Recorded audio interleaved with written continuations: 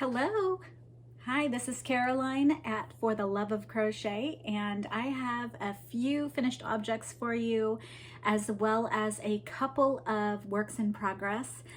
Although at the end of this video, I shall showcase a couple of new podcasters, crochet podcasters that are very inspiring. So if you're interested, then stick around. Okay, so grab your hooks and let's get inspired for the love of crochet.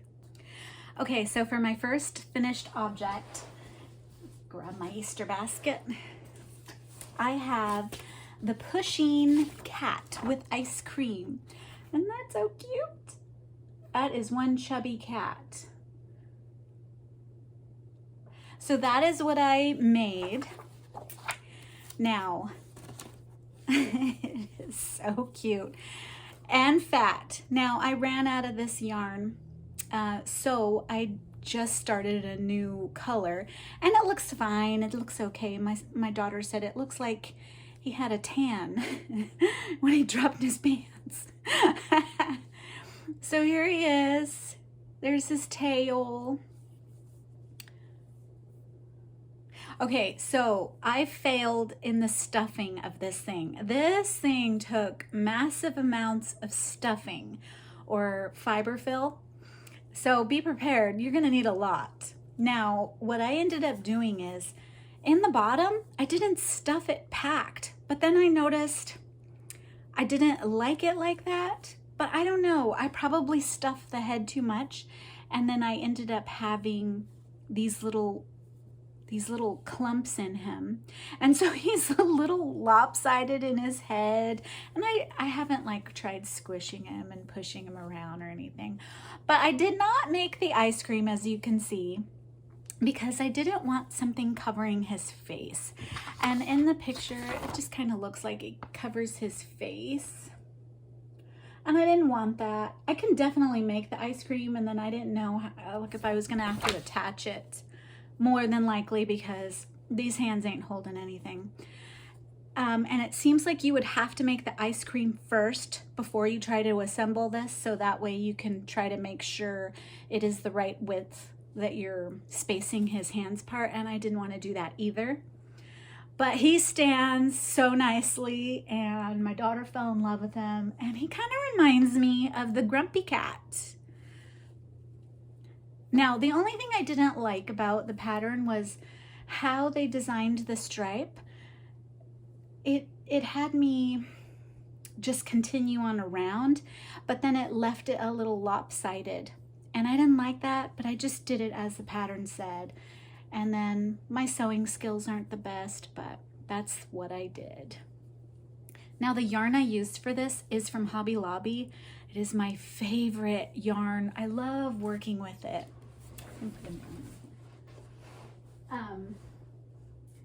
He's from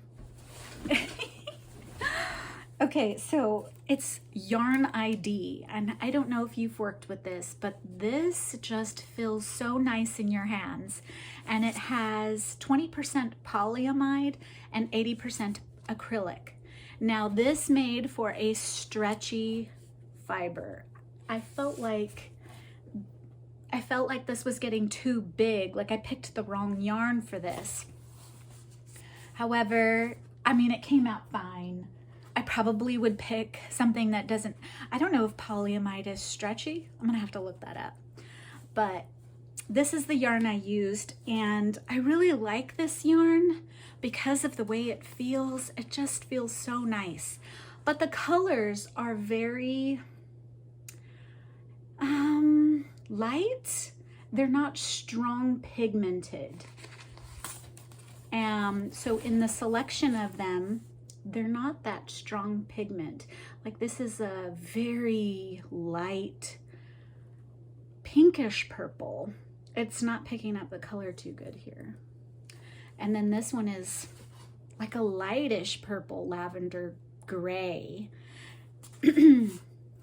Anyways, I do love the yarn. The colors are limited, but I do like working on it. And so yeah, that is my Pusheen cat with ice cream. And this is a free pattern. free amigurumi pattern by Roxy's Crochet.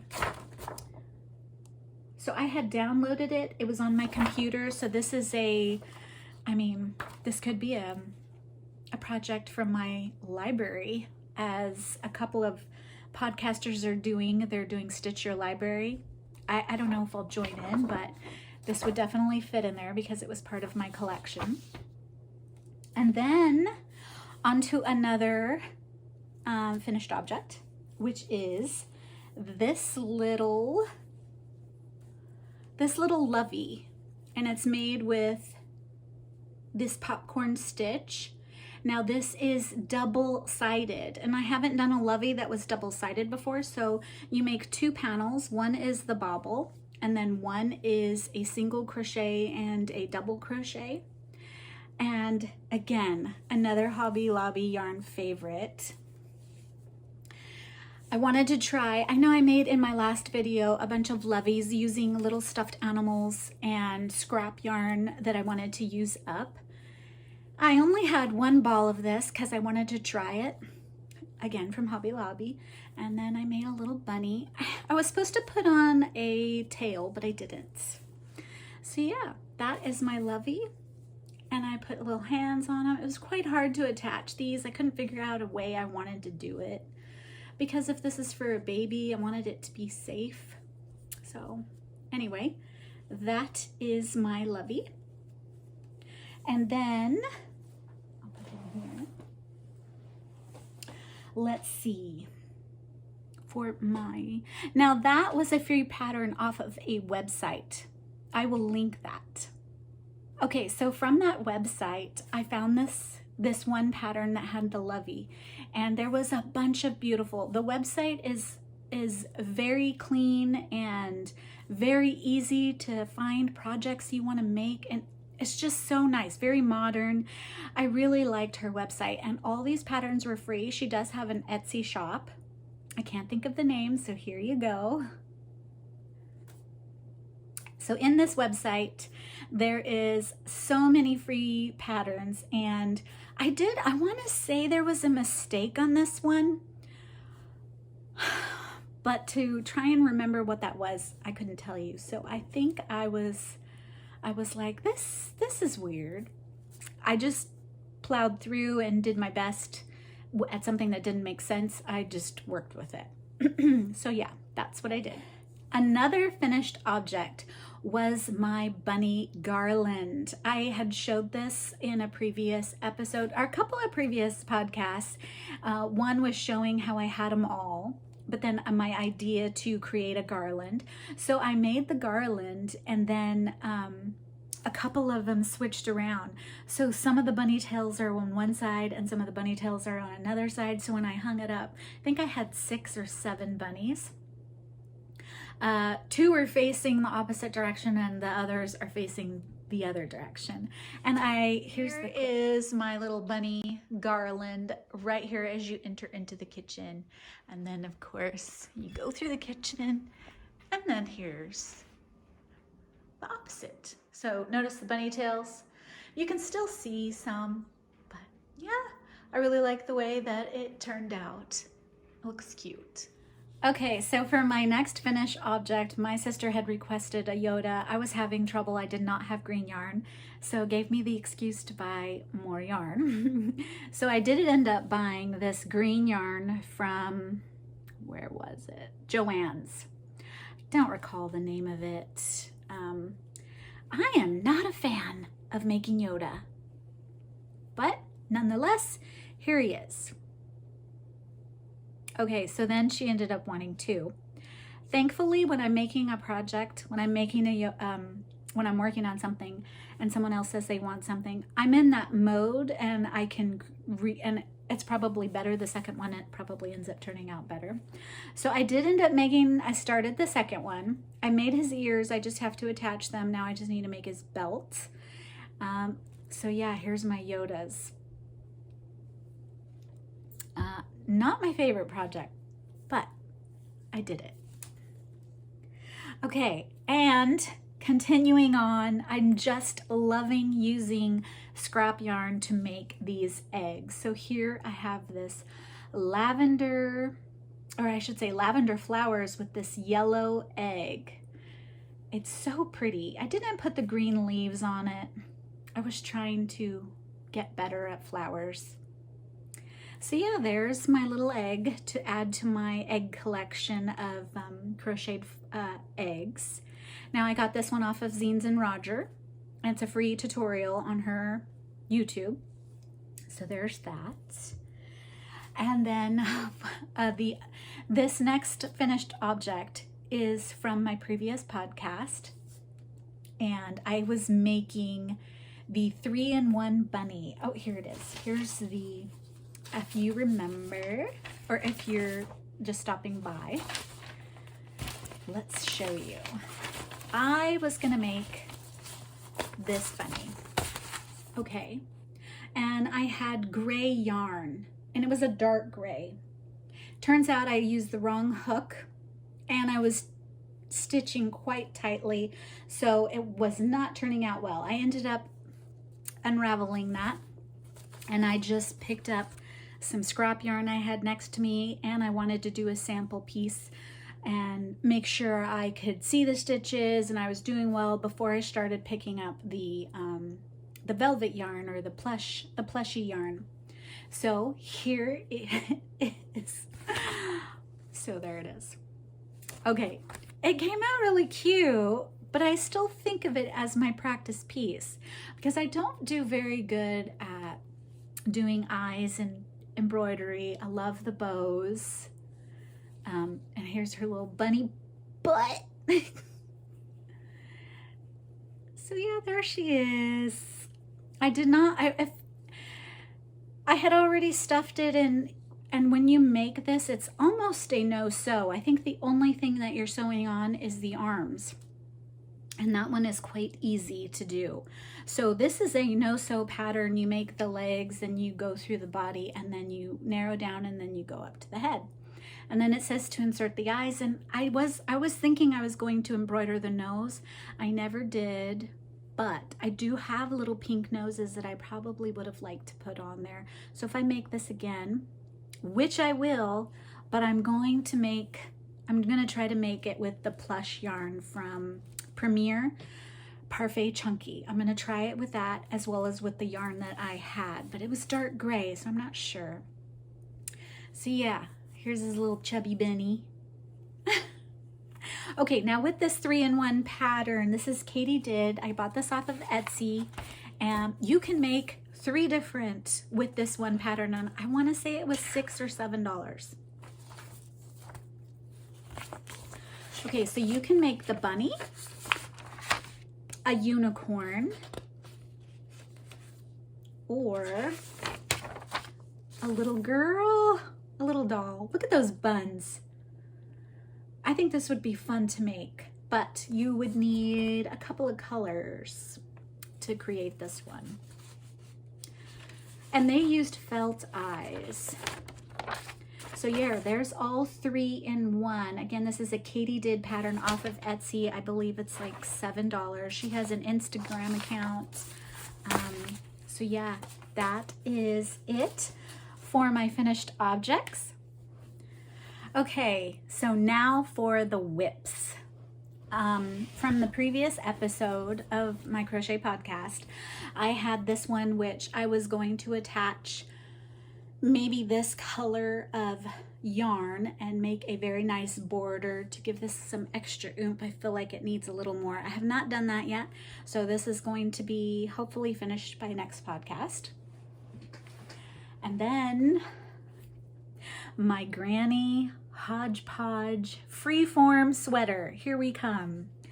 Okay, still a whip because I've been working on a lot of other things. However, I did not get it ready. Love this bag. So here we go. Here is the front panel, and here is the back panel. And so here we go. It's probably not centered right. I did my best though. I've attached the shoulders, and now I'm trying to decide on sleeves. I just love it. Okay, so I'm trying to decide on sleeves, and I was thinking of making the cuff as part of using these granny squares. So I still have a lot of these. So I was thinking of making the cuff of granny squares and then using this yarn to make the rest of the sleeve. Then my other idea is to try and put granny squares all the way down the sleeve so I have a line of granny squares, but I'm not sure because I think that would be a lot harder for me to try to figure out. Which one do you think? Leave it in the comments. And if I've inspired you at all, hit that like. Okay, so I have a lot of these little squares. So for this extra panel, because I was gonna put it on the back, but I think it's weird. So for this one, I think I have enough squares even to make a little bag to go with my sweater. So I'll have a matching sweater with my little bag. And this is about the size bag purse I do carry. So it'll work out great. What do you think? Should I make it into a little bag? Because I really just love these granny squares. So yeah, that's what I got going on. This is what I have. If you have any ideas, please feel free to share. So yeah, this is wool too, so it's gonna be very warm. Probably don't need it in this heat of summer that I have here in the valley, but that's what I got. And that is from Yarn Bee. The sweater must be merino Aran silver. I believe it has 50% merino wool, 25% acrylic, and 25% nylon. Quite the mix. So yeah, that is my granny freeform sweater. I love this sweater. I'll just keep this. I don't think I'll be finished by next podcast, but the reason why is because I had posted my little bunny, the 3-in-1 bunny, the Kayte-did pattern, on my Facebook, and a lot of my friends and family are like, ooh, I want one, I want one, I want one. So I have a lot to make. So I think I'll be busy doing that. Okay, so I don't know, are you like me and you do these little practice pieces and, you know, of ideas that you want to make, and then you have all these, because I end up trying it out with yarn that I have next to me, this was my first one. And then I decided to do the rest of them, finishing up that yarn. Okay, and then I have that little house, remember the little bird house? Okay, and then the heart. I was trying to do a heart granny square. I wanted it to be this way. I'm having a hard time figuring out how to do it. Then this was from the hexagon, but I messed up. Or I was using that Kobu yarn, so I don't like it. Didn't want to work with that. And then I made this, trying to figure out if this was boho. This is something I wanted to make a bunch of to make that baby blanket. So I have all these little samples. What do you do with all your little with all your little sample pieces? What do you do? Oh, sorry. Should I don't know. I want to try and create something out of it. I don't know. What do you do with yours? Do they just stay in a box? Do you make an art piece out of it, a freeform?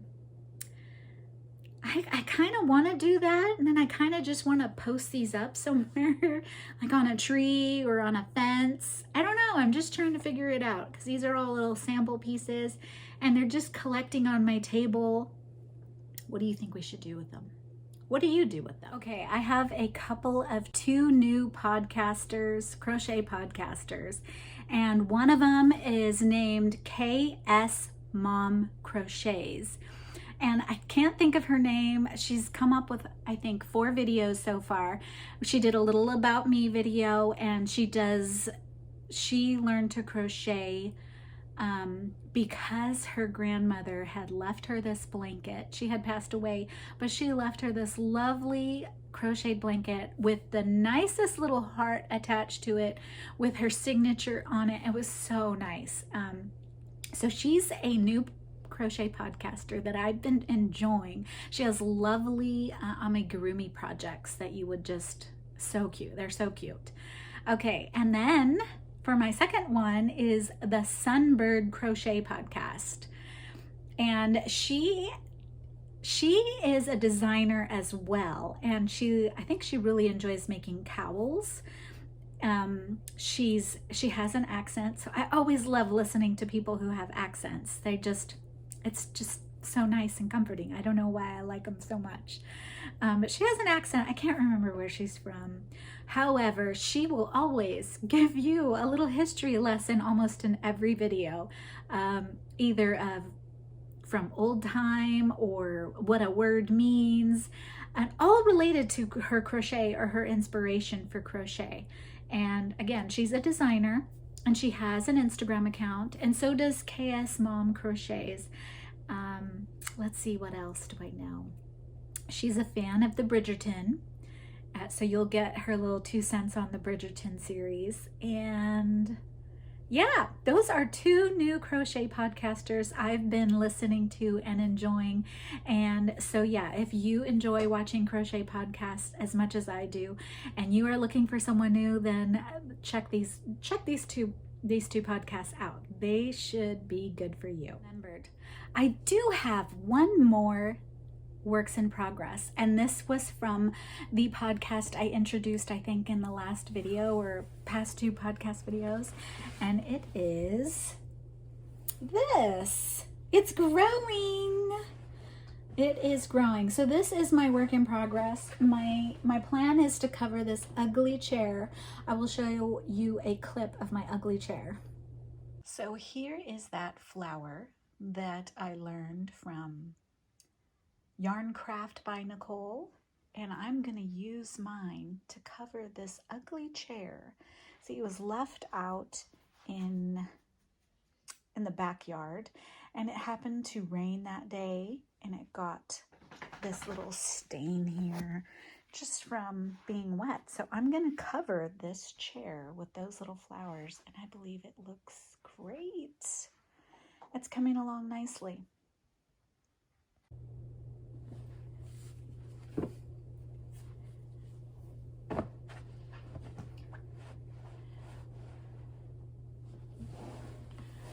So it's grown a little.